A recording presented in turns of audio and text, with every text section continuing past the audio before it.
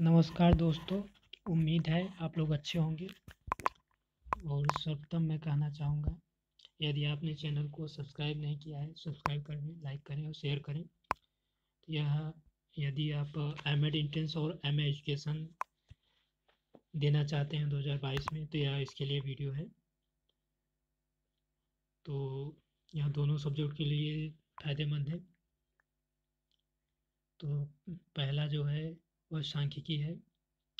तो सांख्यिकी से संदर्भ में ये वीडियो पहले बनाया जाएगा।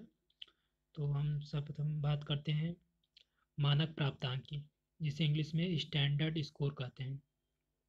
यह वह संदर्भ बिंदु होते हैं, संदर्भ बिंदु जो तुलना करने योग्य होते हैं। संदर्भ बिंदु के अभाव में कोई प्राप्तांक अर्थहीन होता है। जेड प्राप्तांक, इसका सूत्र है जेड बराबर X minus M upon sigma. X किसे कहते हैं? रॉ स्कोर यानी कच्चा स्कोर, एक्स को कहते हैं कच्चा स्कोर। एम बराबर मध्यमान मीन, रो मानक विचलन स्टैंडर्ड डेविएशन। यह इसका डायरेक्ट सूत्र ही पूछा जाता है, तो डायरेक्ट सूत्र याद कर लीजिए। उसके बाद जेड प्राप्तांक, तो जेड प्राप्तांक के लिए मध्यमान का मान 0 होता है और सिग्मा का मान 1 होता है। इसका उच्चतम प्राप्तांक +3 रो होता है और निम्नतम प्राप्तांक -3 रो होता है। सिग्मा +3 सिग्मा -3 सिग्मा इस साइड लिखा है।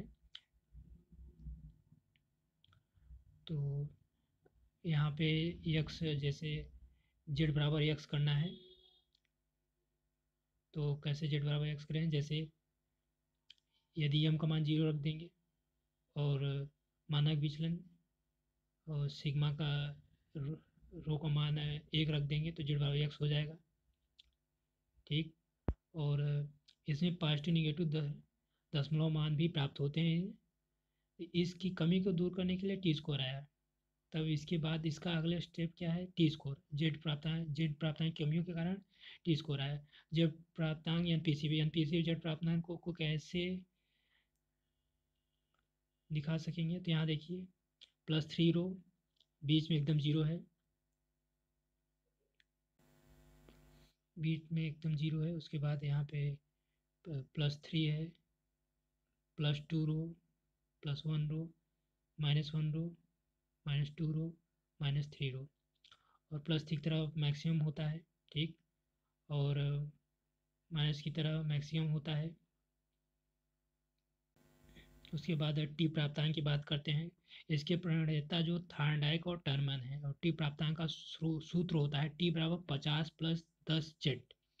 और इसका दूसरा सूत्र होता है टी बराबर 50 + 10 जेड का मान यहाँ पे रख देंगे एक्स माइनस एम अपान रो। टी स्कोर में क्या क्या होता है? यहाँ पे मध्यमान 50 होता है। ठीक। यहाँ पे मध्यमान जो है वो 50 होता है। और यहाँ देखिए, और रो का मान 10 होता है। जैसे नीचे रो का मान 10 रख देंगे और यहाँ पे 10 से 10 10 कट जाएगा और एम का मान 50 रख देंगे तो -50 यहाँ पे हो जाएगा, -50 और -50 से +50 कट जाएगा। ठीक। तो कटने के बाद टी का मान क्या आ जाएगा? टी का मान 1 आ जाएगा।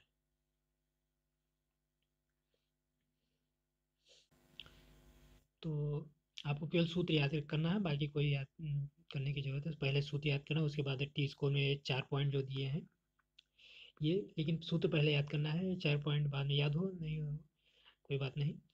तो सूत्र ही याद करना है। इसका उच्चतम मान 80 होता है, निम्नतम मान 20 होता है। यह सदैव पॉजिटिव होता है। ठीक। अब अगला बात करते हैं सी प्राप्तांक। पहले जेड प्राप्तांक आया, उसके बाद टी प्राप्तांक आया, उसके बाद सी प्राप्तांक आया। सी स्कोर, इंग्लिश में सी स्कोर। यह 11 बिंदु पैमाने पर स्थित 0 से 10 तक के 11 प्राप्तांक होते हैं। यह 11 बिंदु, यहाँ पे 11 बिंदु होते हैं। ठीक। 0 से 10 तक, एक 0 हो गया और एक से 10 तक 10 हो गया, 0 11 हुआ है। तो 11 प्राप्तांक। इसका सूत्र होता है सी स्क्वायर का 50 + 2z, सॉरी 5 + 2z, 5 + 2z, बस उसका सूत्र याद करना है। सी प्राप्तांक में और क्या होता है, 4 पॉइंट है।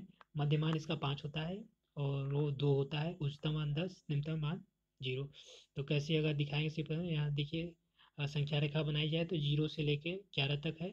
बीच में क्या 5 आ रहा है, तो ये मध्यमान हो गया। निम्नतम प्राप्तांक 0, 0 से शुरू ही हो रहा है। उच्चतम प्राप्तांक 11, 11 पे ख़त्म हो रहा है। ठीक, तो इसका सूत्र याद करना है। और कितने बिंदु को बनाए, 11 बिंदु को बनाए, यह याद करना है। कितने प्राप्तांक होते हैं, 11 प्राप्तांक होते हैं। और कहाँ से होता है, 0 से 10 तक होते हैं। ठीक, उसके बाद 9 मानक स्टेनाइन, ऐसे हालांकि इससे सवाल कम ही आते हैं। इसका सूत्र याद करना है। स्टेनाइन का सूत्र होता है 5 + 1 - 96z। और जेड का मान चाहे तो आप वहाँ से उठा के, अभी पीछे जैसे बताया मैंने, तो वहाँ पे रख सकते हैं। इसका उपयोग सेकेंड वर्ल्ड वार में हुआ। ठीक, उसके बाद इसमें भी 4 पॉइंट हैं। मध्यमान का मान 5 होता है। मानक विचलन रो का मान 1.96। उच्चतम प्राप्तांक 9 होता है। निम्नतम प्राप्तांक 1 होता है।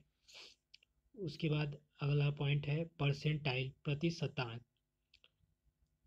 इसका डायरेक्ट इस परिभाषा ही याद होनी चाहिए। डायरेक्ट यहाँ से परिभाषा ही ये पूछता है। यह बताता है मूल प्राप्तांकों के नीचे कितने % छात्र ने अंक प्राप्त किए हैं। यह बताते हैं, या यह बताते हैं कि उससे कम अंक पाने वाले छात्रों का प्रतिशत क्या है। यह दो परिभाषाएं, दोनों % डायरेक्ट वाक्य के रूप में ही आ जाती हैं। यही आपको याद कर लेना है। सही गलत में पूछ लेता है क्या होता है। और इसका उच्चतम प्राप्तांक 99 होता है। परसेंटाइल का उच्चतम प्राप्तांक 99 होता है। परसेंटाइल जो है वह 99 से ही चालू होता है। ठीक, 99 से ही चालू होता है और निम्नतम 1 होता है। और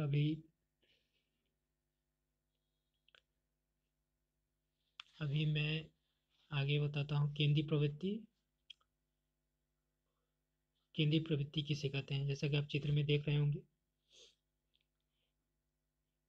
केंद्रीय प्रवृत्ति यानी ये वाला चित्र है केंद्रीय प्रवृत्ति। तो केंद्रीय प्रवृत्ति केंद्र की ओर जाने की,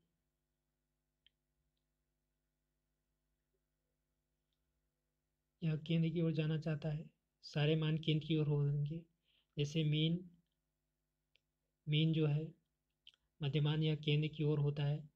केंद्र, सारे मान केंद्र की ओर इकट्ठा होने का प्रयास करते हैं। उसके बाद अगला है विचलन या डिस्पर्सन या फैलाना, यह वाला है। तो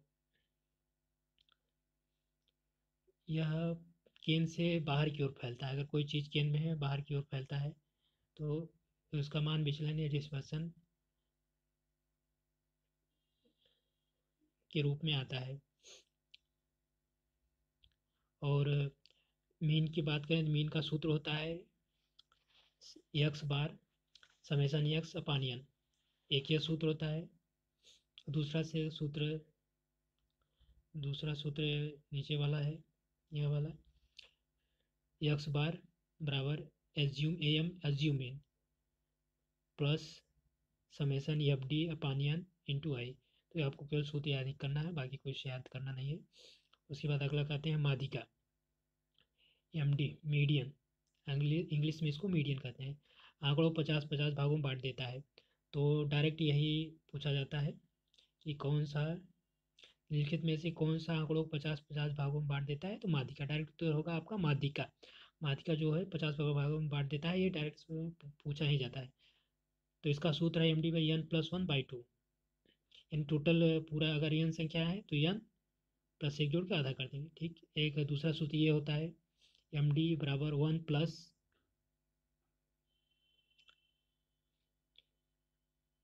कोष्ठक में n/2 माइनस सी एफ